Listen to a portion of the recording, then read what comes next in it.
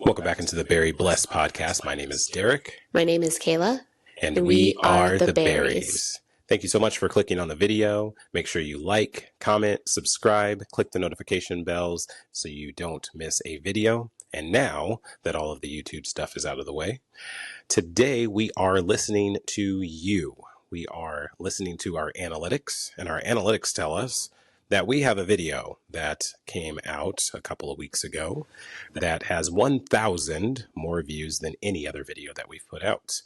And it is on the discussion of marriage. So we are going to begin today with the first part of a two-part mini-series that we're going to be discussing marriage. And specifically, we're going to be talking about the two main reasons as to why marriages fail. Number one being finances, and number two being infidelity. So we're going to start with finances. And normally we don't have these types of conversations off air. We tend to pick a topic and then just kind of dive right into it so that the conversation is organic. But when I brought this topic up, we did kind of talk about it a little bit. And what I found interesting was when I started thinking back, we've known each other for 14 years, been together for 5.5, married for 1.5 years. We've never fought about finances. No, we have not. That's the crazy thing, because usually that's like the number one thing that married couple fight about is finances and where money is coming from, how we are spending the money in regards to that. So yeah, it's really interesting because we have never say never. Not saying we would never ever fight about money, but that wasn't any of our fights or our discussions about money. We kind of already had the finance discussion before we got married about kind of just how we wanted to have things set up. And I think too, it's different with other couples because there are couples out there that have more of a traditional style relationship, a traditional style marriage, and ours is not. So for those of you who have not been on the channel before, we live in two separate states. We're coming to you from Madison, Wisconsin today, but last week when we recorded, we were in Phoenix, Arizona. I live in Phoenix. Kayla lives here in Madison. So our finances, just by default, are separate. We kind of came into the relationship and then the marriage that way, where, we have rent in Arizona, we have rent in Wisconsin. So both of us just continue to pay for both of our individual places and then the utilities and whatnot that go with that. Now, I wouldn't go as far to say that we're overly comfortable by any stretch of the imagination when we talk about finances. Those, I call them rent checks, those checks where rent is due, there's not very much that's left over after that. So do we get stressed about finances? Absolutely. It's just we don't get stressed about finances at one another because our finances are separate. So yeah, I feel like a lot of couples also don't have that deep discussion before they get married. I feel like that's kind of like, I don't want to say taboo is not the right word, but kind of, sort of. I feel like that's kind of one of your major talks before you get married, before you decide to even get engaged. But not everybody does that or thinks about having that discussion before making that commitment to one another. Of, okay, how is it going to look? But also, our situation is not traditional at all. Most people don't have two separate households. I mean, we have two separate incomes, but we have two separate households that we have to take care of as individuals. I feel like we think of each other's households as ours as well because we're equally yoked. We're one. But we still have two separate households in two different states. So rent is different too. Utilities is different. So like paying for that kind of stuff on top of the things I need, the things he needs in regards to that. So it's definitely kind of fell into place a little bit because we already had kind of a weird situation of being in two separate households. We have to keep two separate households for the time being until we move in together. I think you have to kind of understand first what you're getting into. And again, like you said, we had the conversation, kind of as we were getting into it, but a lot of people just don't. A lot of people tend to just say, oh, well, we'll figure it out. Or, you have a breadwinner, someone that is making more money than the other person, or in some cases, even one person that is making all of the money and says, hey, I can take care of you. And I've seen it go both ways. I've seen, where the husband, a more traditional way, where a husband has been the one that's been the breadwinner and the wife has stayed home with the kids. I've seen it the opposite way. I've even got friends where the wife makes the majority of the money, husband stays home with the kids. And sometimes there's no kids involved, period. It's just, one spouse is taking care of the other. But this is where it kind of breaks down. I'm not saying that this doesn't work, because it does. But you have to have the expectation, and you also have to have the finance conversation.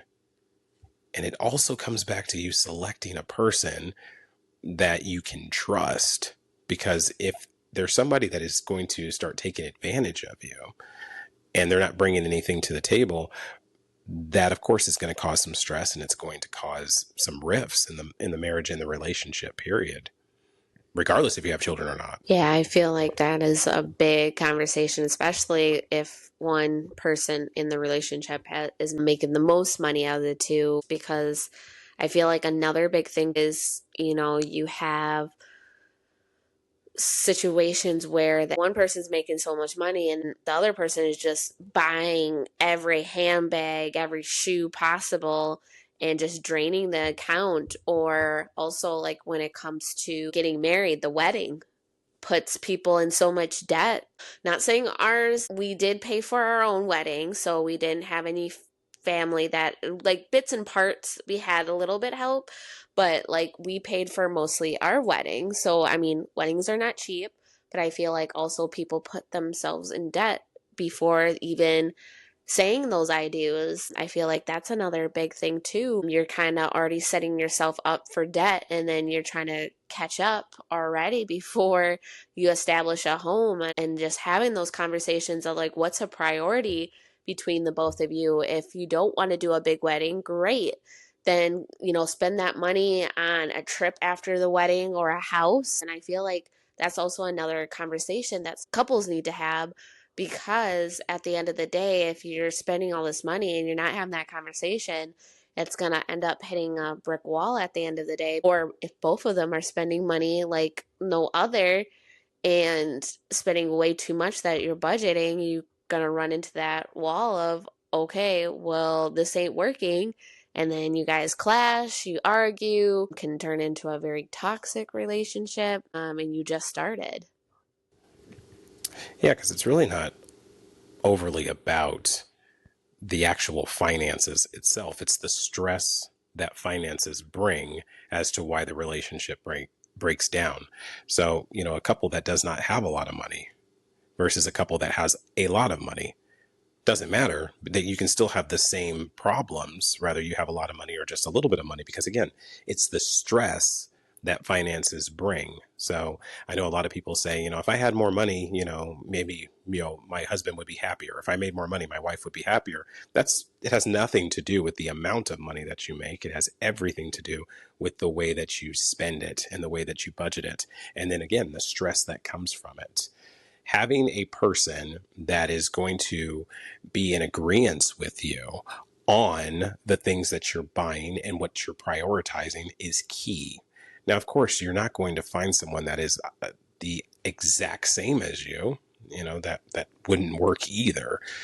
You're going to find someone that shares common ground, commonalities, things that you have shared interest in. So, if I want to go on a trip because I like to travel, well, hopefully that my wife likes to travel too. Because otherwise, if you are prioritizing things that you like over what your spouse likes, that becomes an issue, even if you're the breadwinner in the relationship, because then that creates rifts too. Just because you make the most money in the relationship does not give you the right to just spend the money however you want to.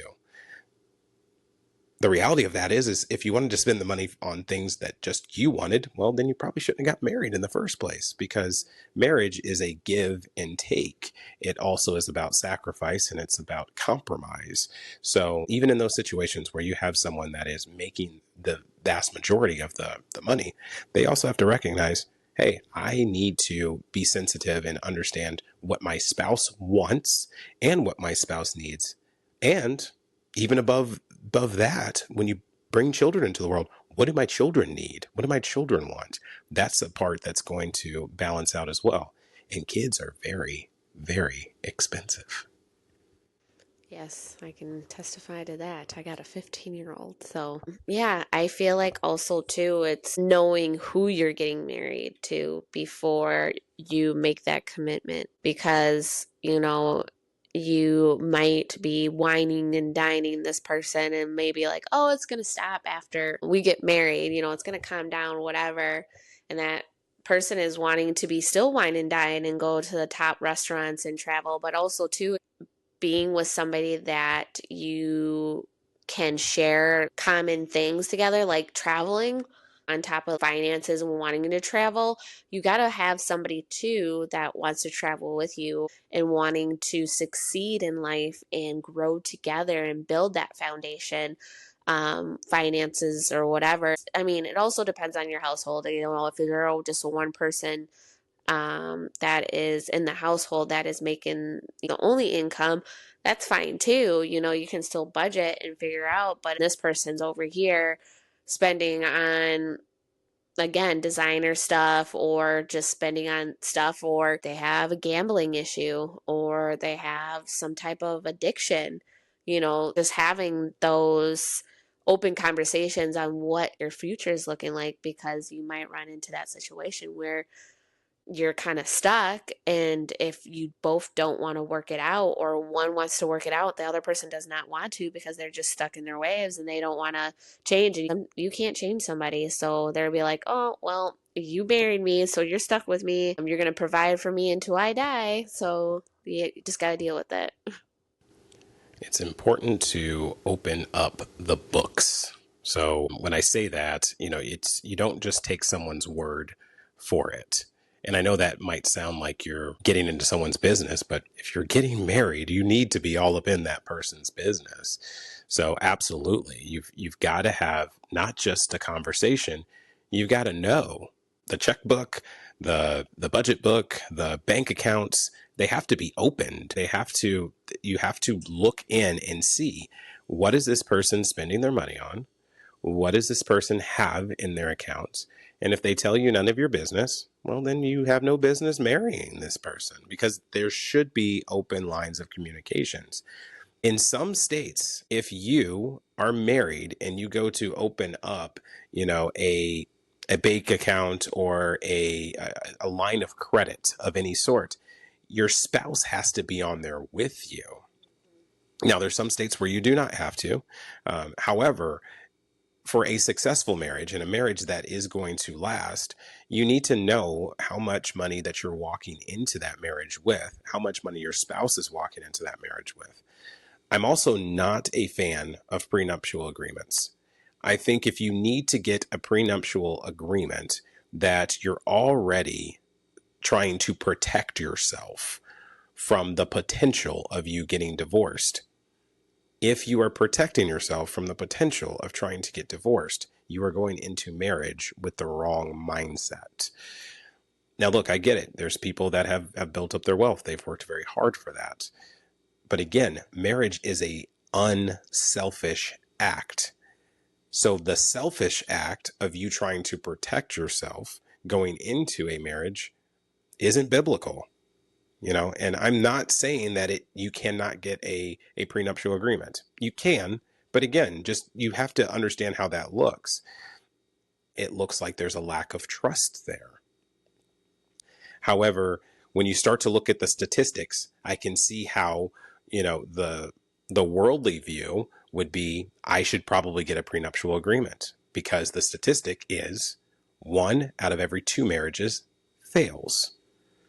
500 out of every 1,000 marriages fail. I looked at an interesting statistic, and I didn't tell you this stat because I really wanted to see in real time what your reaction would be. And that is in Canada, just 5.6 to be exact, 5.6 out of 1,000 marriages fail. It's been very telling because since the early 90s, they've had this stat of around 5 people out of 1,000 get divorced. And I think a lot of that has to do with it's harder to get divorced than it is here. This is coming from someone who has been divorced. You know, I was married previously. My marriage broke down within the first year, but we stayed married for 5. When I tell you that divorce here is easy on paper, now I'm not saying that, you know, emotionally and whatnot that it's easy, but on paper, it's very easy to get divorced. I printed my divorce papers at Radio Shack, where I was working at the time. My ex-wife and I signed them. We had a court date that we both attended. The judge asked, "Hey, would you like to get divorced?" I said yes. Asked her, "Would you like to get divorced?" She said yes. Gavel. And it was done. It was over with. And the reason that we used was the same reason that most Americans use, and that is irreconcilable differences. We already had everything split up and whatnot. But it shouldn't be that easy, at least not in my opinion, to get divorced, because this is what enables people then to just go and do it. In Canada, it's a lot harder to get divorced because the only excuse that they accept for divorce is called breakdown.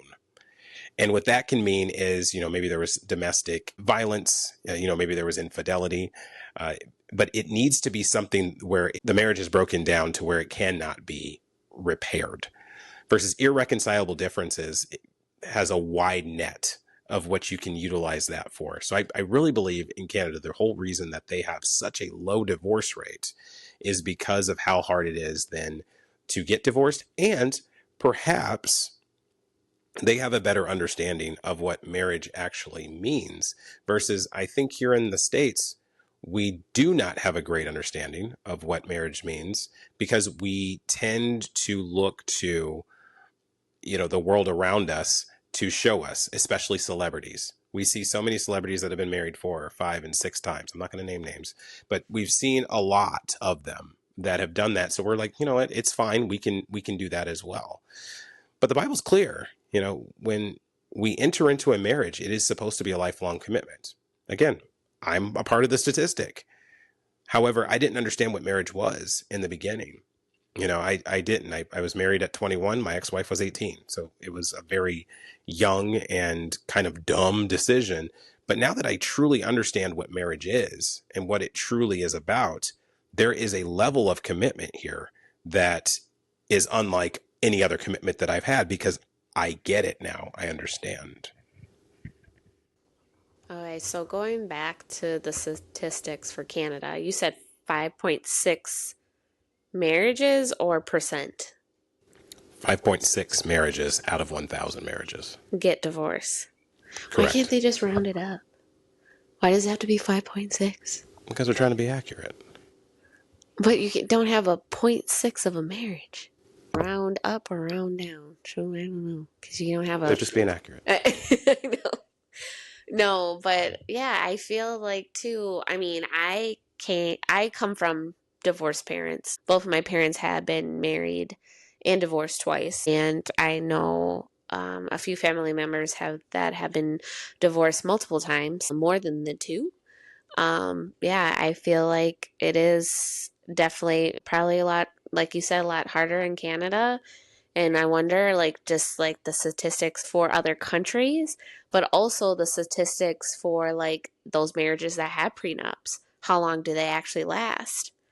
Like, does it actually work? Does it not? And I feel like when somebody does ask for a prenup, it's just kind of like that safety blanket. Like, you're throwing that blanket, like, okay, well, just in case this doesn't work out, you know, you got your stuff, I got my stuff, whatever. But I'm not a fan of divorce. I've seen it so many times. I've seen it break a lot of families apart. But I also understand the simple fact, like, okay, if you work to try to make it better and doesn't work, I understand that, because it takes two people to make a marriage, but it also takes two people to keep going. You can't make a marriage keep going with just one person. The other person has to be 100% in to make it. If the other party is not trying to make it work and not trying to put the effort, I feel like it's just kind of wiping your hands clean and leaving, like you tried. Or in circumstances of abuse or toxic relationship that is tearing you down physically or mentally, or you're getting hurt, yeah,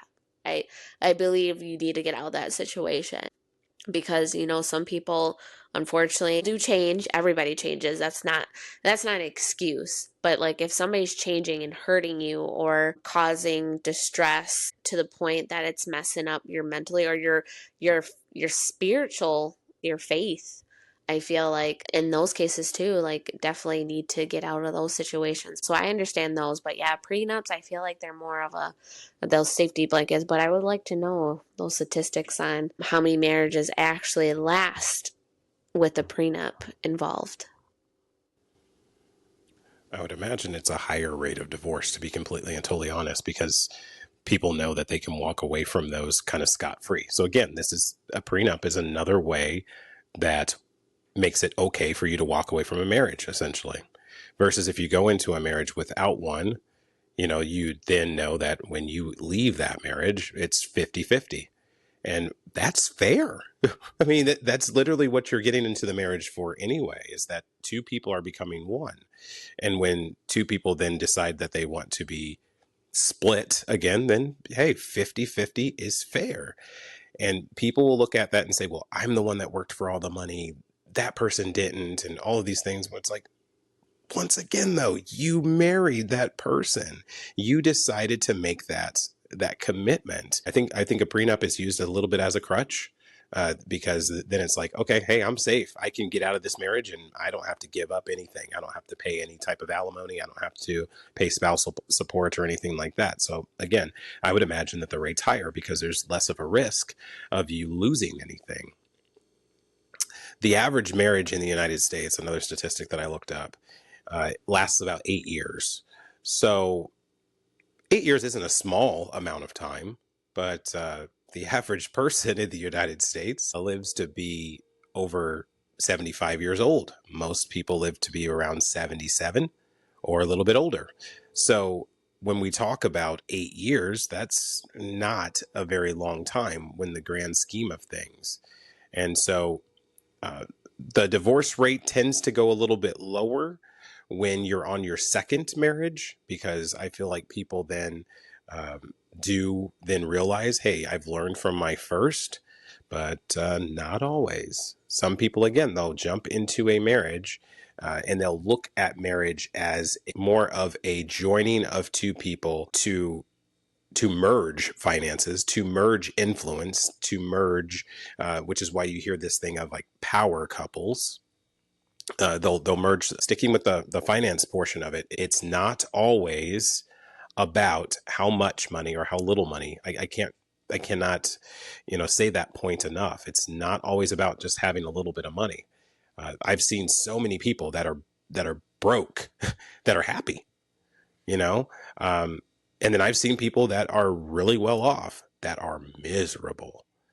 And a lot of them actually stay in the marriage, believe it or not, because they didn't have a prenup in the beginning. Because they're like, well, I have to stay with this person because if I divorce them, they're going to take half of the stuff that I came into this marriage with. Or they made money as they advanced. So maybe someone, made some really, really good investments, and then they got their fortune, they got their wealth after getting married. So they didn't have that prenup in the beginning. So they're like, man, I don't want to split from this person because then I have to give up half of what I've got now. So you see people, say, okay, well, look, we're just going to continue to stay into this relationship and this marriage, as I put in quotations, but then they're out with other people and they transition into kind of like an open marriage and whatnot. And again, this is not marriage. When you bring in another person, that's not marriage.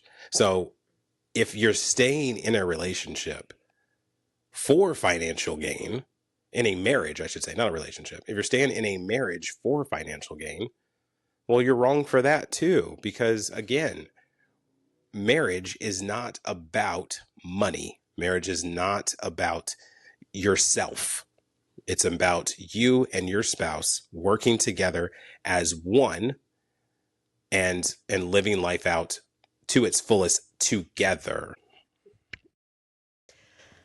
Going back, you said spousal support. That rubs me the wrong way. Mind you, when my parents went through divorce, I never heard of it. So when I was younger, until I got older, probably like maybe mid 20s, I had a friend that I knew that got a divorce and they ended up paying their spousal support. I'm like, what is that? And broke it down to me, and I'm like, hey, I'm not here to judge, but it's like, if I am divorcing somebody, I want clean slate away from that person. Like, I don't want any ties of any spousal. I don't want anything. Like, I can do stuff, but maybe that's the independence in me. Going back, like, I'm a very independent person. I'm and my husband knows that I'm very independent, but I do ask for help once in a while. Rarely. I do ask for help once in a while, Very but rarely. it's but it's just like me personally, like my opinion, and like I said, everybody's opinions are different, which is perfectly fine. There's no judgment in that. But I would just say, like, if I'm getting a divorce from somebody, I want a clean slate. I don't want any ties to that person, especially if there's any like that person did to me. Like, I don't want anything.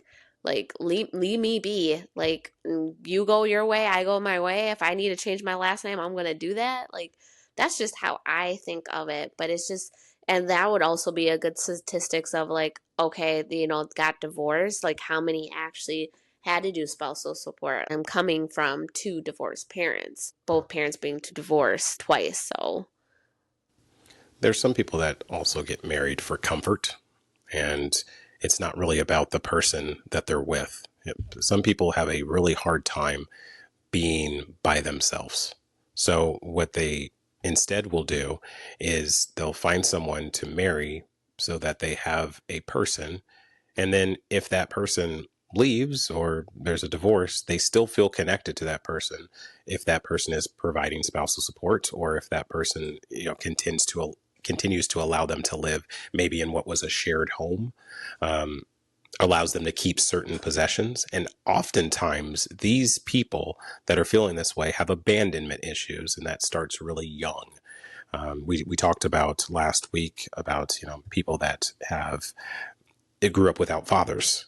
This also can happen with people that grew up without mothers, without that type of support. These people also will attempt to have a child as quickly as they can, because then they have someone that will not leave them. So the spousal support thing, I'm with you. I'm not a fan of it, but I understand where the psychological portion of it comes from. But if you have barriers that are in the relationship that keeps you together, then you might as well try to work it out. You might as well try to work on it. But it's difficult. I think it's really difficult for people, especially non-believers, who just think of marriage as a piece of paper or as a legal document.